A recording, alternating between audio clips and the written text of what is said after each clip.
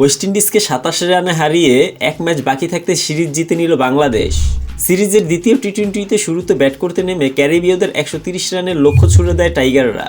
জবাবে 102 রানে all out হলে জয় নিশ্চিত হয় সফরকারীদের।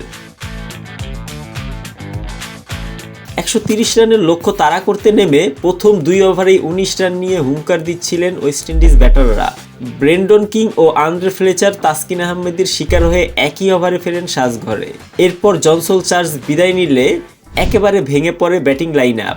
এরপর নিয়মিত বিরতিতে একের পর এক উইকেট তুলে নেয় বাংলাদেশ বোলাররা।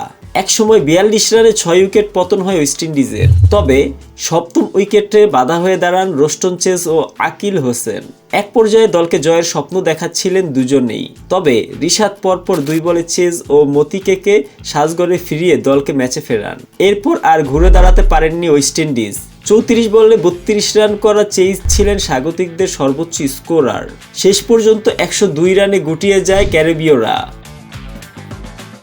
বাংলাদেশের হয়ে 3 উইকেট নেন তাসকিন আহমেদ, 2টি করে উইকেট নেন তানজিম সাকিব, শেখ মেহেদী ও রিশাদ। এর আগে টসে হেরে ব্যাট করতে নেমে শেষ দিকে শামীম পাটোয়ারির 17 বলে 35 রানের সুবাদে লড়াইয়ে পুঁজি পায় বাংলাদেশ। বোলিং সহায়ক উইকেটে মাত্র 3.3 ওভারে 2 উইকেটে 11 রানে পরিণত হয় সফরকারীরা। আগের ম্যাচে গোল্ডেন ডাক মারা অধিনায়ক লিটন দাস আজ ওপেনিংয়ে নেমে করেন 10 বলে 3 রান। এছাড়া তানজিদ তামিম করেছেন 4 বলে 2 রান। তবে বিপর্যয় সামলে ঘুরে দাঁড়ানোর চেষ্টা করেন সৌম্য ও মিরাজ।